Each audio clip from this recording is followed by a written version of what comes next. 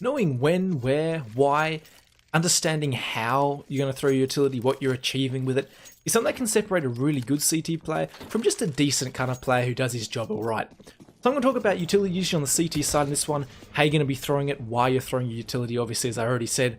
So I'm going to start off with the B apps here with Tacos. It's quite a good example as it is a tight choke point to talk about what he's achieving with certain things. So initially, utility straight away at the start of a round is what I'm going to start off with in this one. And that's going to be initial Molotovs or smokes towards the B side. And we all do it, right? We all come towards the B apartments area. We smoke off this choke point here, maybe is probably the most common thing to do. You can Molotov like Taco does.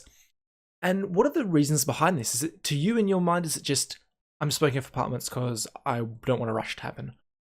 Or what are you actually achieving with this? What are you forcing the T's to do? So this Molotov here, notice it actually spreads past this line here, past this vision, the vision of line for the T side.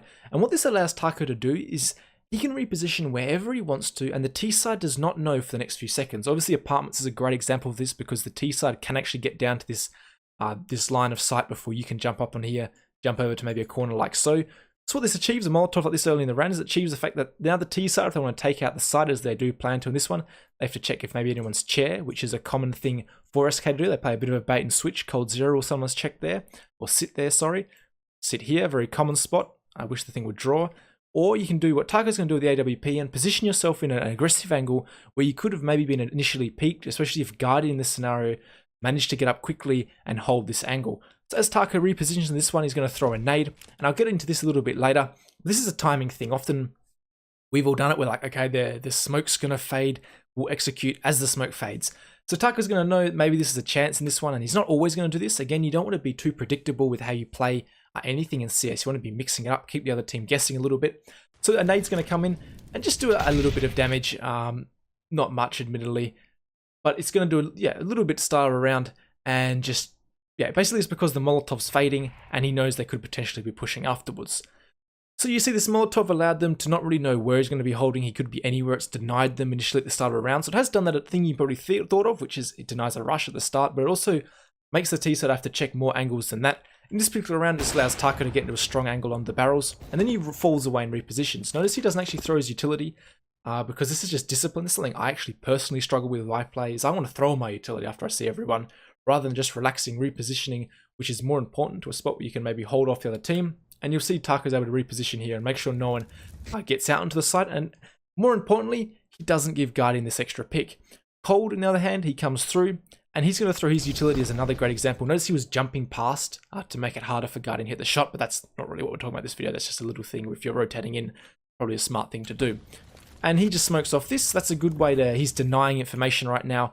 If the T-take had come in, if they'd managed to jump out this window, which Taco obviously didn't have eyes on, they can't push and take out this area of the site, which again, this smoke being down denies them a lot of information on this lane, which again, if they want to come onto the site, they're going to have a lot more angles to check, and it's going to be hard for them to clear it out. So again, very similar to this Molotov, is Cold is opening up angles where the CT side could potentially be hiding and making it more difficult to take the site comfortably. Flash comes in just to force them back even further. And after that, there's not really much to this round, but you can see the main thing I want to take away from this round is thinking about why you're using utility and when is a good time to do it. Obviously, I would recommend, if you can afford it, either a smoke or a Molotov, like the one Taco threw that lands here, to deny this information, which allows you to set up here on the right-hand side, or the left-hand side, sorry, if you want to, and it makes the T side have to clear this out, potentially maybe throw an extra Molotov here that they wouldn't have to throw otherwise. If they just got Guardian posted on this, they know no one's really in these aggressive positions. Now, obviously, I'm using B apartments as an example because it is a good one, especially for that first thing I was talking about with what you're achieving with your initial smoke and a molly or whatever at the start of a round. Are you denying information? I'm going to think about the A side. Is that maybe a little bit different? Are you not opening up a whole bunch of extra rounds, extra opportunities for your team to set up? So we're going to see another initial thing here. Obviously, a smoke this time rather than a Molotov. And again, followed up by a nade as he thinks maybe a team's going to be setting up behind it. So this is where I'm going to concentrate on the timings of things. And you don't always want to do this. Again, you want to be unpredictable, stay unpredictable. But in this one, Taka gets a great read, and this is just a perfect example of it working well, is, as I said before, we're going to smoke, we're going to go as the T side. When this smoke fades, we're going to execute. And you can see Taco appears to predict this perfectly in this round. As the smoke's fading, he's going to throw his Molotov and really hurt this take by FaZe. And you see it's going to be a great Molotov for him to swing out.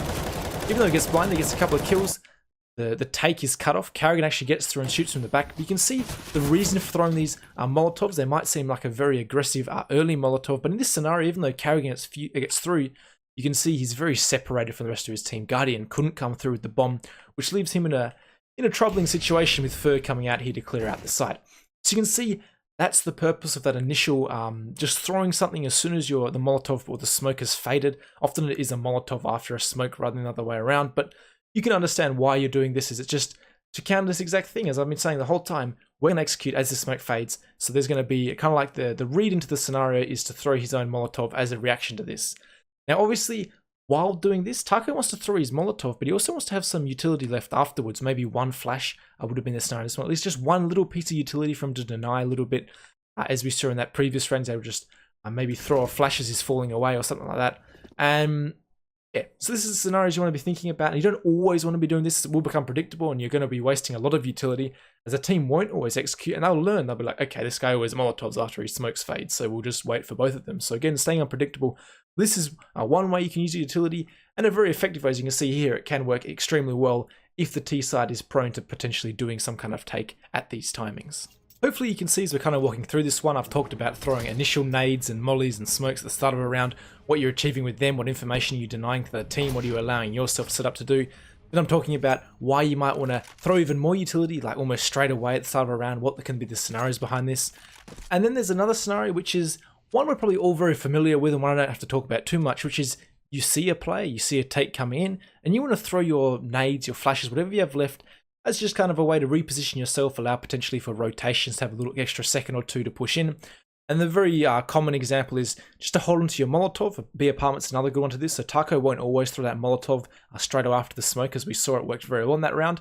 Other rounds he just holds onto it. This one he didn't actually have much utility to start off with, and this is just a very simple example. But as you see a play, often jump spotting at the B apartments is obviously a very common thing. We just see players jumping here, and as soon as you see a play, you might Molotov it off and then restart jumping again, throw a flash or whatever. So, but in this one's just going to be a very simple example where as soon as Taco gets some contact, he's going to actually hit his shot, and straight away he's going to flash, which allows him to reposition. You can see Elige and Naf get blind a little bit. It slows the take down. He can reposition a couple more times, and you can see just the flash buys him some time. Teammates are rotating in. Admittedly, they are a little bit slow on this one. They weren't convinced about the take. You can see this is basically the third way I'm going to talk about using your utility, which is just a reaction to seeing a player or seeing some pressure in a certain area, and you want to kind of push them back or delay them a little bit. Just throw your own utility. And again, this comes down to utility management, whether you have this kind of utility left at the end of a round. Some players will throw all the utility very early in a round, which allows them to not really end up in a scenario where they can delay a push even more. So Lekra is a prime example of this, and something he can actually improve on. I think most people would agree he's actually a better player than Taco. I think more people would say he's got a higher rating and things like that. But his utility usage definitely isn't as good as Taco's, and he seems to a lot of the time just kind of throw out utility for not really there being much pressure. I mean, we saw one flash early in this round, but I just want to watch what's going on here. Is he throws that flash and then maybe a nade, so we can maybe break those flashes and nades down. We could say the Molotov initially to do what I was talking about before, deny this line of sight, so he could be potentially wherever he wants to be. The flash just in case. I mean, maybe he wants to be very secure about this round, just making sure no one's pushing through. So as he's doing that jump spot, he just wants to make sure no one did jump over that Molotov. And then the nade, again, the same timing as Taco after the Molotov. But then my problem comes is he's got this one piece of utility left, which is already running a bit thin. Maybe that flash wasn't 100% necessary at the start of this round, but I'm not really going to say there's anything wrong with this. But 1 minute 33 seconds left in this round right now. He's had no pressure applied except for one flash over the top. And he's already just gonna, he sees no one, there's no indication of any presence here, and he's just gonna be smoking it off with 1 minute 25 left. And he's really leaving himself with very little utility, which is how you can end up with scenarios where even with just that one flash from Taco, you can see you can use it to reposition, and just having this one piece of utility, if a take does come in, can be so useful in itself. So I'd recommend maybe just saving one piece of utility unless it does become quite late in the round. Because if an execute does come in, you can try to throw it and reposition or do whatever you can. It can buy you some time. And often if a full execute does come in, you don't really have a lot of time to throw more than one piece of utility anyway before you need to get your gun out and start shooting people. And the last thing about utility usage, or the ways you can use utilities, obviously just take some extra map control, regaining map control. We see a prime example of this is retaking maybe top banana control in Inferno, but we're going to keep running with the B-Apps example because I think it's quite a good one. As you can see in this one, as we just fast forward a little bit, Taco's jumping around. So as his team starts to apply a lot of pressure towards A, you can see SK are quite keen on this very A setup. So if Taco thinks, I need some information, get some an early warning system if they do come back towards B. So you can see he's going to use his Molotov in this one, again as the smoke fades, just to regain or take away some extra map control from the T side. And again, this is great use of your utility if you are going to use it mid-round like this when there isn't much pressure applied towards you. Instead of just like kind of randomly throws it, you see he achieves something with it, which is something I love to see.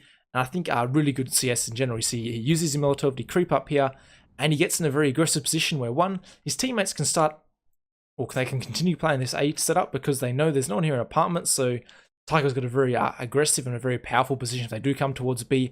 And you can see, even after he does take this initial contact, Fallen's able to rotate straight away. And because he does see the player so much earlier, Fallen's able to get in here, relatively comfortable, find the angle he wants, and he likes the third player coming through because the first two weren't good enough for him.